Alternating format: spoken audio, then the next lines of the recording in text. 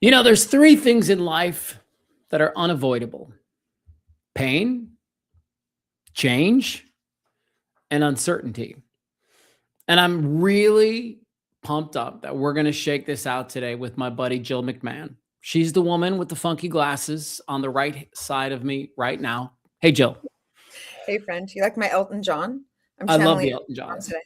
Yeah, for those that are watching on YouTube, go check it out. So today, look, I'm really passionate about having hard conversations because I know so many people avoid hard conversations. But today, I want to talk about avoiding the hard conversation, comma, with yourself, because look, this is a tough one, and I know it because I've lived this, right? Where you say to yourself something like, I'll be okay, or I'll deal with it later, or I just got to keep going. And at some point, you likely will be faced off in life with this dilemma where you need to get fucking real with yourself and have a hard conversation with yourself. Now, before I jump into you and your expertise, I want to lay this out really quick. I believe that there are three hard truths to every difficult conversation. Here's the first one: they almost always come with a level of anxiety. They're almost always with people we have to see again. That's number two. And especially as we're talking with ourselves, you're going to wake up with them tomorrow morning again. But the third truth about hard conversations is that some people have absolutely no issues having those hard conversations. And so, what do those people know that others don't? This to me is where we get to dive into Jill's brilliance today. And Jill, I feel like you get to help us understand what those people know who don't avoid the hard conversation. So, I'm going to let you riff for a little bit on that. But as a grief counselor, as somebody who's been in your world for a long time, and the author of the fantastic book called Bulletproof, which I'll put the QR code, it's up there in the top right for people that want to pick up a copy of Bulletproof. This is what it looks like. But why do, or what do the people who don't avoid those hard conversations with themselves, what do they know that the others don't? I think, honestly, that they've come to accept those three things that are unavoidable that you just stated at the beginning of this episode together, Matthew. They have accepted that in life, pain, change, and uncertainty are unavoidable. They're not running from it, right? They know that it is a normal circumstance in life. And I love how you just said so many of us will have that conversation with ourselves and we'll say, like, I got this. It's fine. This isn't nearly as bad as I'm making it seem today. We're not being real with ourselves. And I'm going to say that's because we deem backing away from something, leaving a marriage, leaving a career, stepping away from a childhood friendship as a weakness on our part somehow, as if we couldn't hang in there. Right. And so those people that have an easier time confronting that shift is what I'm going to call it. They know that nothing is supposed to be, most things are not meant to be permanent.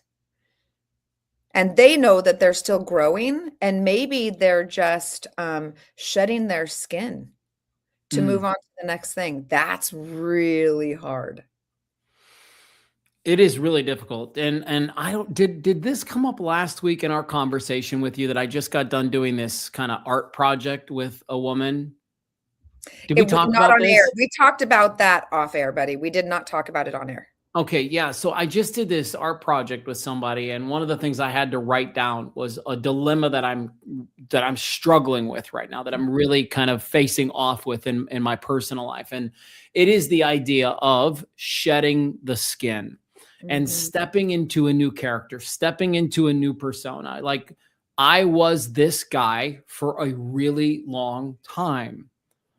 I am still that guy, and I am this new fella who's over here on stages trying to use every ounce of everything I learned to help people have these types of conversations that I'll call high stakes conversations, because they're high stakes conversations. Avoiding these conversations and thinking time is going to fix it. Let me show you what it looks like. This is what it looks like right there. That's what it looks like, friends. You want Mm. to avoid the hard conversation and not face off against it. Eventually, it will face off against you, and it will likely happen at a really inconvenient time. Okay, so I don't want to sound like a therapist here, sir, but I'm gonna for just a second. Yeah, You go. need to tell me more about that photo. That's my So, friend, but I don't know the circumstances. You need to tell me more.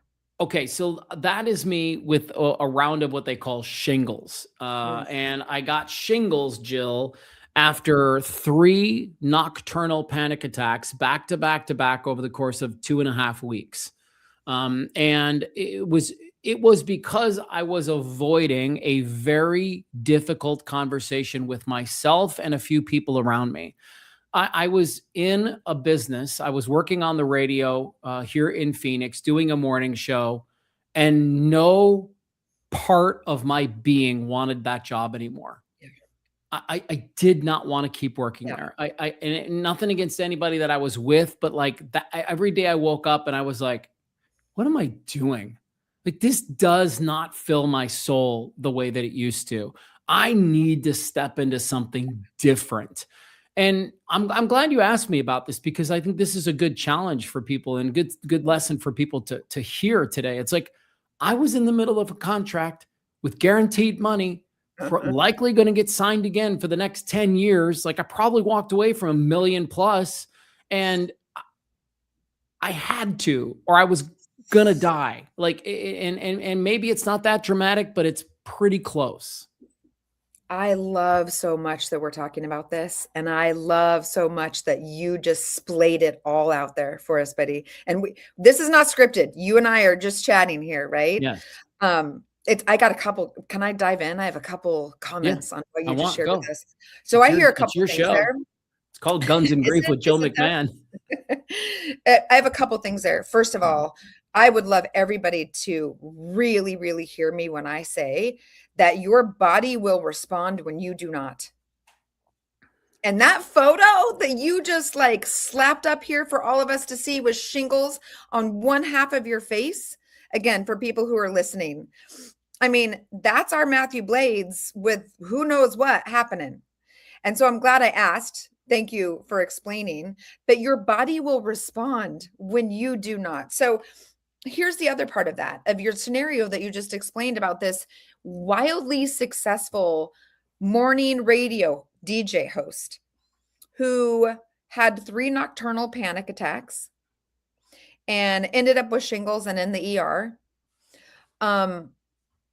Guess what happened, buddy? This is the way I look at it in my 2-minute synopsis. You had a plan. You had scripted a plan. Most of us are just like you, and we've had a plan. Some of us, unfortunately, I'm going to say, have scripted this fairy tale of what our life's plan is going to look like from the time we were 10 years old. We're going to get married. That's part of the plan for some of us, right? We're going to have children. We're not going to have children. That's part of the plan. We're going to be successful. We're going to be a firefighter, or we're going to work in New York.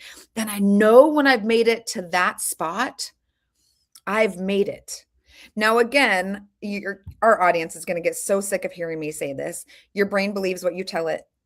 So if you've told yourself for so many years that this is what I need to do to become successful, or this is what success looks like, and this can, as you just said earlier, this can be relationships. It can be a relationship with yourself, honestly, 100%. but it can be a marriage, A right? career. Or career. That's what I'm saying. So if you made it, you were there. Well, what I believe started to happen is you were a different person 10 years in or 15 years in than the person that scripted that plan. And so a lot of us are grieving the future. And the future is the future plan that we have created for ourselves in our lives. So when we become unhappy or does not shake out to be exactly the way we thought it would be, or we do not feel completely fulfilled that we have a house that we can call our own, 2 cats, a dog, and a pretty decent job, and we're still miserable, we won't, I take this back. We hesitate to take action though, right? So we're grieving a plan that we created for ourselves when we were younger. However, are you the same guy now, Matthew, that you were 10 years ago? I hope I'm different than I was yesterday. There you go. There you go. I can tell you I'm a completely different woman than I was 10 years ago. There have been several catastrophic things that have happened in my life in the last 10 years that have shaped me differently, good, bad, or otherwise. But why would I hold myself responsible to a plan that I created about my life 10 years ago? When I fast forward 10 years, I'm a whole different person. So many of us can really resonate with your story and walking away from a successful career and a contract with a family that was relying on you. I mean, let's just be real and call it out for what it was, because so many of us get that. We're grieving how the story really turned out. And again, I want people to see and understand that my story is like a metaphor for whatever you're dealing with in life, right? You might be at a job right now, and there's really nothing that wrong with it. The people are decent, but maybe you're just feeling like you were made for more, or maybe you're feeling like there's no room for me to really grow here. Okay, roll. It's okay. Like, you will figure it out. Maybe you're in a relationship right now with and your spouse is, they're awesome. They're not, like, there's nothing totally wrong with them, but the passion isn't there anymore. They're starting to feel more like a roommate than the person you married. Okay, like, I'm not saying roll from that one, but I'm saying have the hard conversation with that one. And maybe you There need you to go. have a hard conversation with work too. I don't always think everybody needs to bail right away. I don't think that should be the first line of attack, is like, okay, let me just hit the eject button. But I didn't, right? And I should note, I really tried to stick with it for probably close to a year, maybe even a year and a half, before I finally hit the eject button. And that eject button came after a series of very difficult conversations, not just with the people around me, but the conversation that I had to have with myself and say, is this the career that fulfills me? Am I in the relationship that I really want to be? Am I really with the person that I want to be? And I'm saying these are good questions for people to ask themselves. And the framework that I always talk about is this whole air check your life. That's why the podcast is called this. It's like, what's working in your life, what's okay but needs a change, and what's the thing that you are doing that is making it impossible to be the version that you want to be. And if you can get serious about those 3 questions, especially as it relates to grief, I feel like that propels you to this new place, because ultimately, you said it earlier, we need to act like snakes sometimes, and we just need to shed the old identity and step into something very different. I do want to point out that we're both wearing olive today. So congratulations. I guess you got the memo that it was Green Day. We're caterpillars. We're caterpillars, which actually blends right into our theme, Let's go. because we need to be more like shapeshifters, right? Everybody's so sick of this analogy, but all of us need to be butterflies, right? Caterpillars that are just morphing into butterflies.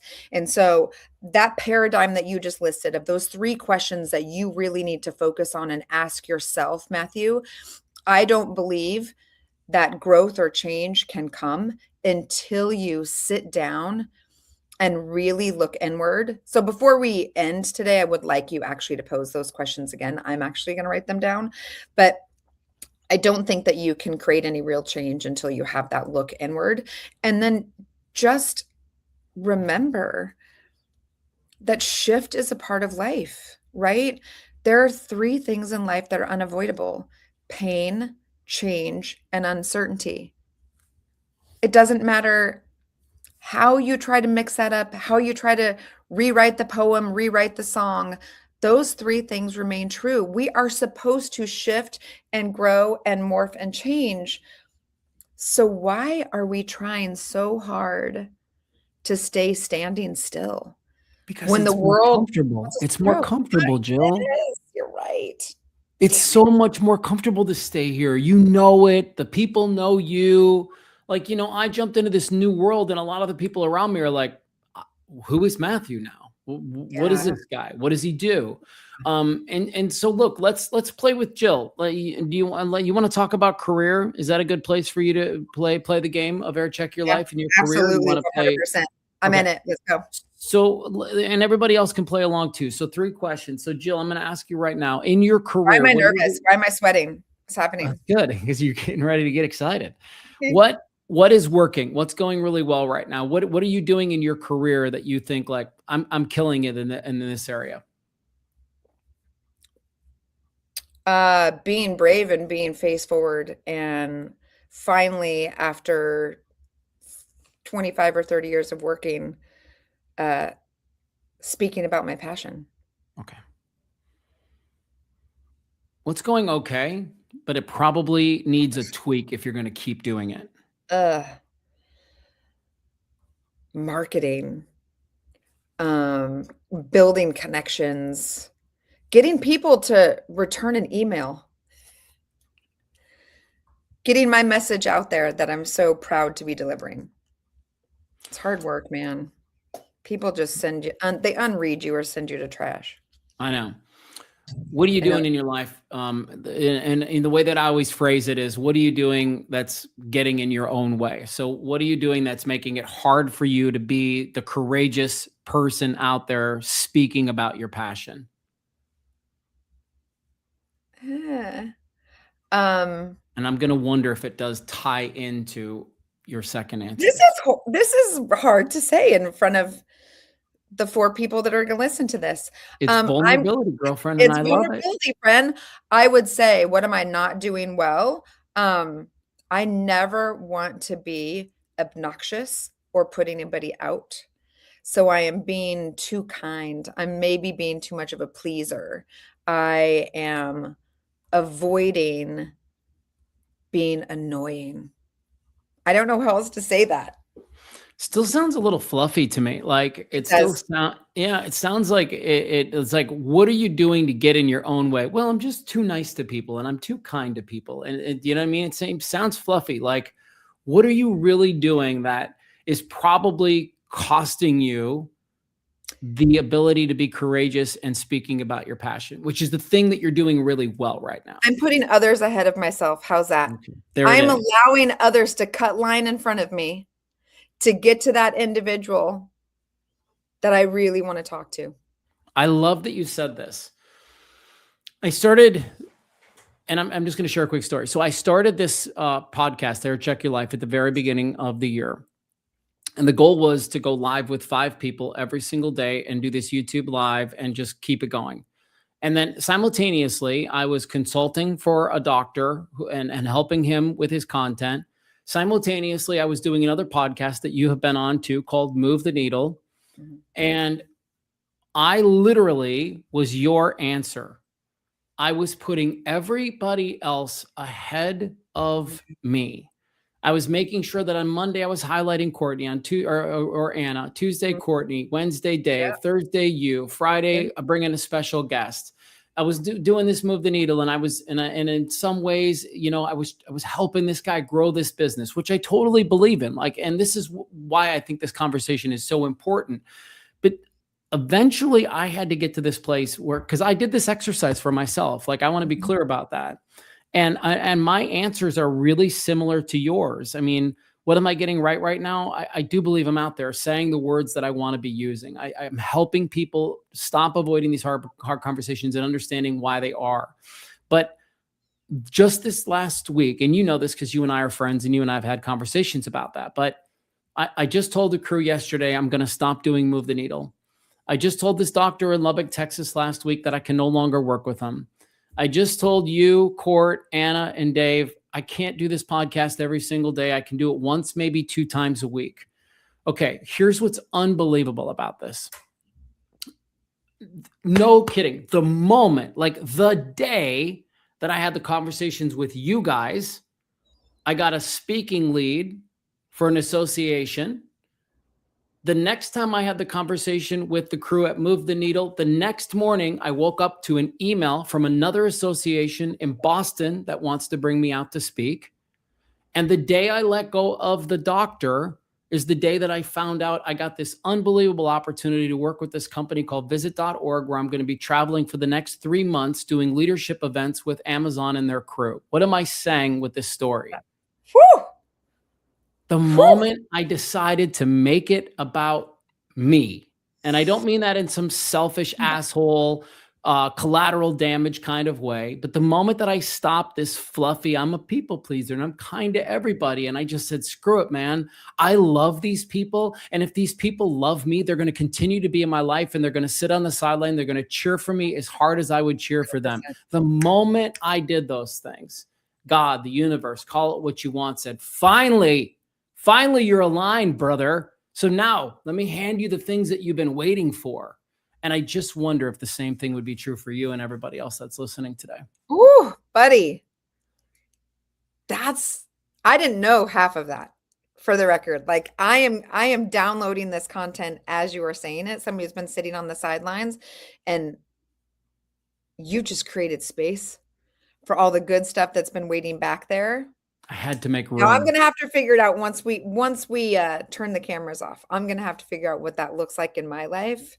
But because you and I are so similar in many, many ways, that was a very powerful example for me. I know it can happen, not just for you, but for everybody. But it really does take, as you said today, you got to stop avoiding that hard conversation with yourself. Agreed. You need to sit down today and ask yourself those 3 questions and get out of your way. Remind us of the 3 questions one more time, please. What am I doing right? What am I getting right that is attracting what I want to me and bringing the things into my life that I want? What is okay, but I probably need to tweak it. Like I need to work on it. And for you, it's marketing, connections, networking, right? So, those are the 3 things that you need. That's the problem. That's your Rubik's Cube right now. Yeah. And then what am I doing that's getting in my own way, making it impossible for people to give me the things that I want? And the answer for you and me was we just keep putting everybody else ahead of us.